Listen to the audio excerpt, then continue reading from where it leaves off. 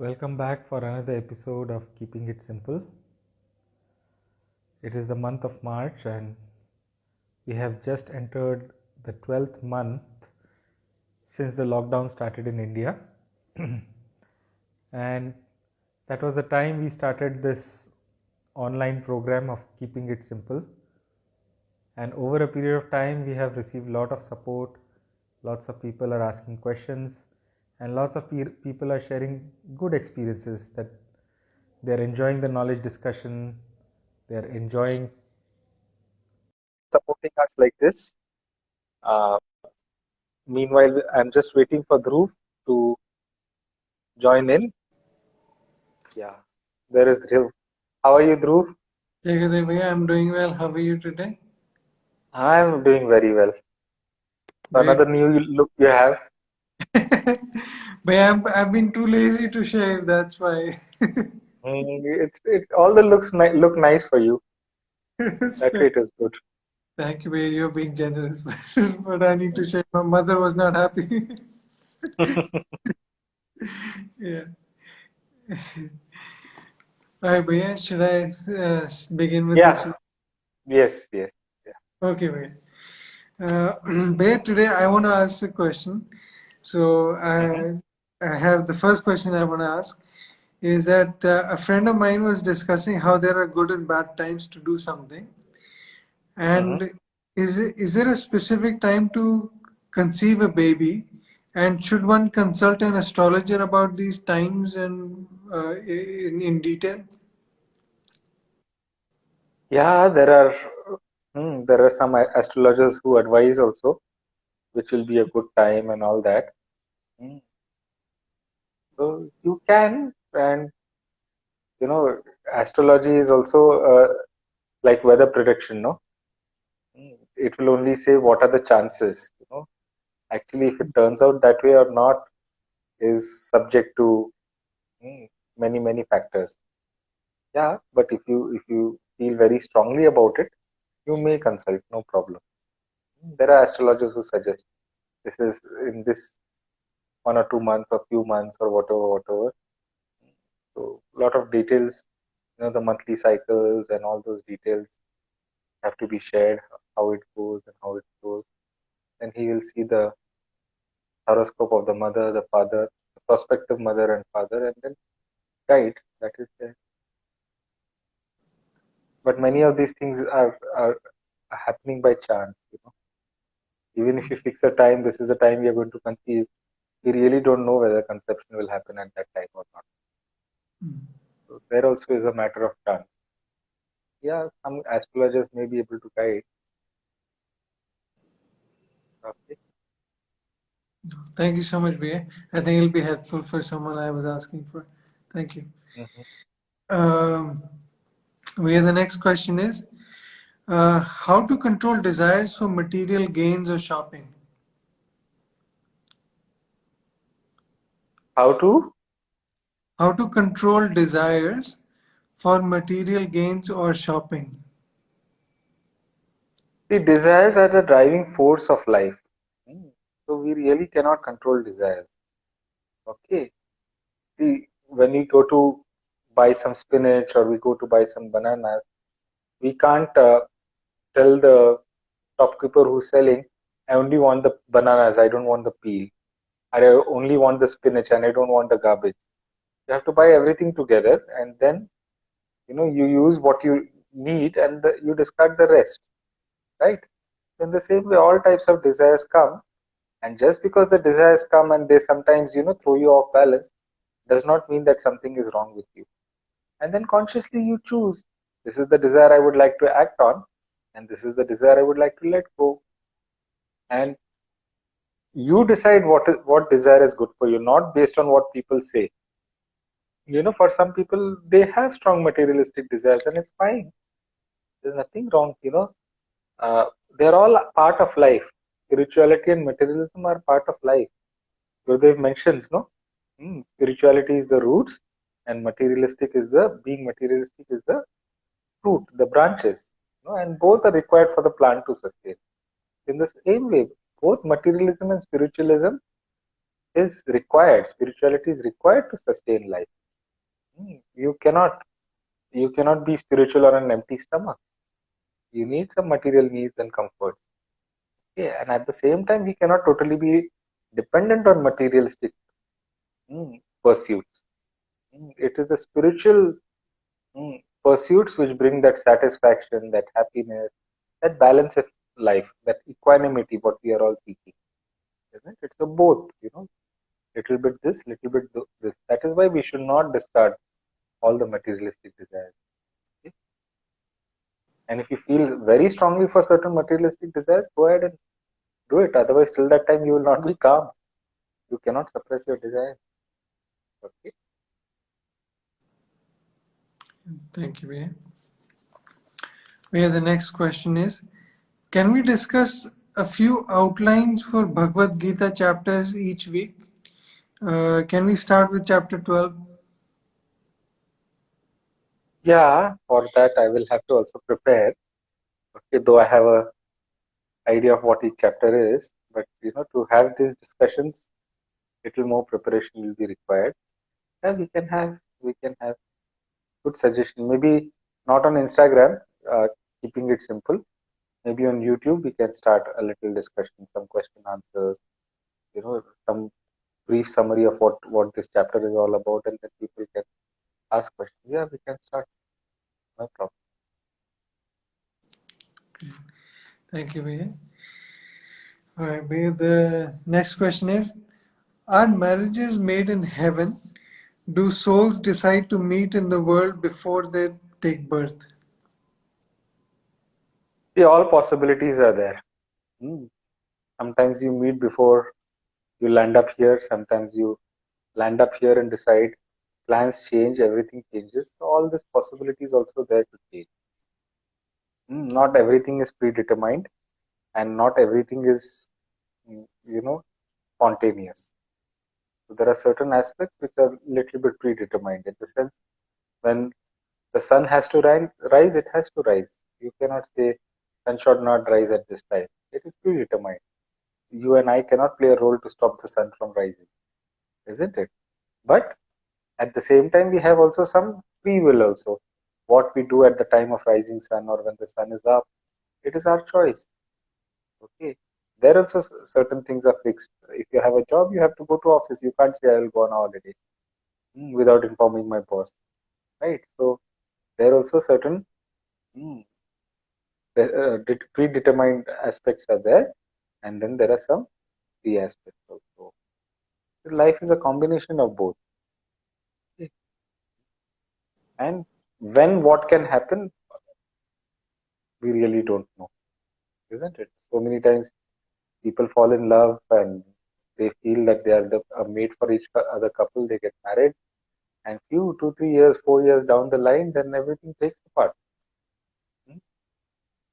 And then sometimes strangers stay together for years without all possibilities are there.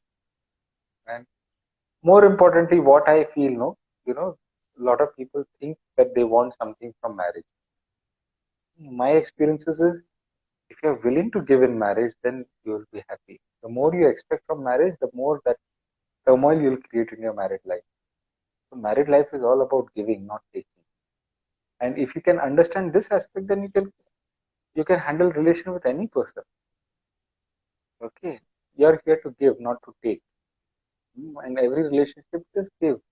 And you see over a period of time that person also catches in that flavor of giving. Once you start giving, the other person also reciprocates. Sooner or later, that is a power you have within you. So without demanding, you start giving, giving, giving, then the other person also starts giving. Then it becomes an ideal relationship with both the partners, both the people involved in the marriage or relationship. They keep on giving for each other, and then that relationship becomes rewarding and fulfilling. So that is what married life is all about. And when you reach that aspect, then it doesn't matter whom you're married to or not married to, because A or B, both ways you're giving. It doesn't matter. Great. Thank you, Vijay. Uh, Yeah, the last question that I have is, how do we personalize and make our relationship with the divine special? We know we are so tiny and general for him. No, every relationship with the divine is special only. You don't have to make it special. Because it is a special relationship, you are a unique masterpiece. There is nobody on this planet, or maybe thousands of planets where there is life. There is nobody like you, isn't it? So you're a unique masterpiece. The divine has created you only one, and the moment designed you, he created you, he broke the die. He didn't. He will not create another one for the next thousands of years, and he did not create one in the last thousands of years, isn't it? We are all unique. We all have a unique relationship with the divine, and the divinity wants us to be unique. Right? Right? Because our relationship is unique. And that is why we should not even compare our relation with the divine with others' relation with the divine. It appears the divine gives somebody more, it appears the divine gives somebody less. But whatever is required for that person, that individual, the divine will give. Mm. That is what is divinity all about. Every relation, every this. It's not that everyone has to die at the age of 100 or everyone has to die at the age of 50. Somebody dies early, somebody dies later, and whatever is necessary for the soul to progress, the divine will do for you. When you have that faith, then you become relaxed and you become strong also. You move with the flow, contributing to life in whatever way you would like to. Okay? Okay, Bhaiya, there's a question in the audience. It says, when does life start or end? Can we consider seed alive or a sprout is alive? Seed is alive, no? It has life in it. That's why a little water activates that life. Hmm. So seed is alive. Life does not end. The plant creates the seed and the seed creates the plant. That is how life continues. And both are required in that link. It is a cycle of life. From the plant comes the seed, from the seed comes the sprout, from the sprout comes the plant, and again back to seed. So the cycle continues with every species, with every uh, aspect of creation. So in humans also, children grow up and then they pass on. It's like a relay race. I sustain life for whatever I could, and then I pass it on to the next generation and the next generation, and that is how life has come to us. Okay, so every species, everything, is, this life is continuing. It is a continuous movement. It is just various phases of life. The seed is one phase, the sprout is another phase, then the plant is another phase, tree is another phase, and meanwhile the tree passes on life to other seeds, and then it completes its journey. A dead tree is also a phase. So these are various phases of life.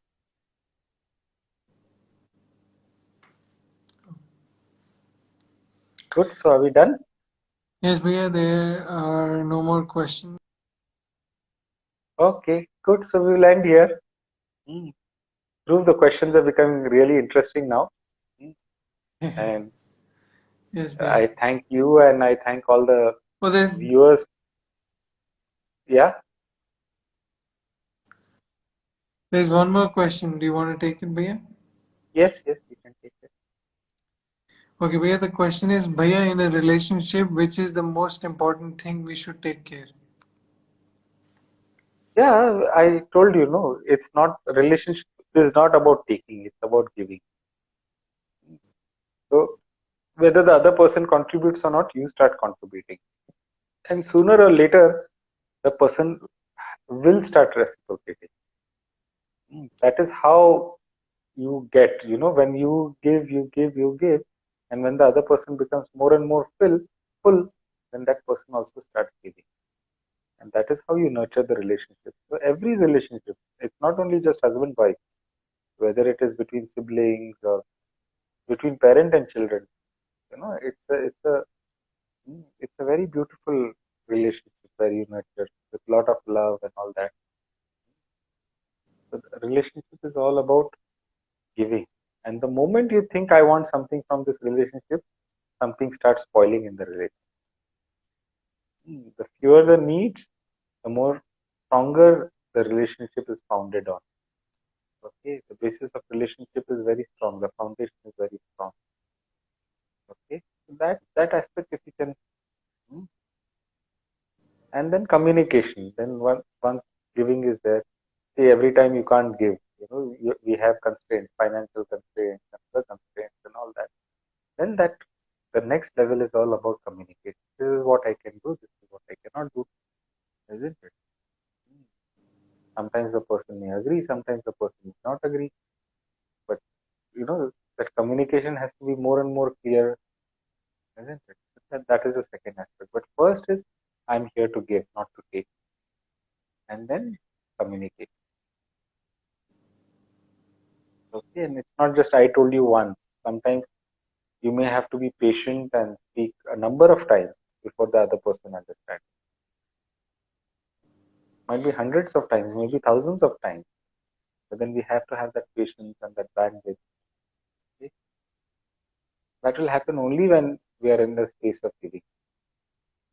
If we are in the space of taking, then we will always say, "Oh, I have done so much, but I have not got anything in return."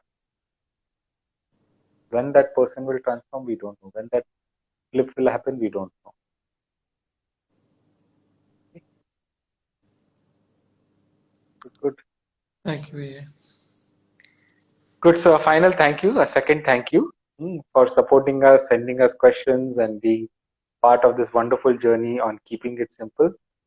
Till next week, wish you all the best. And next week is the week after Shivratri.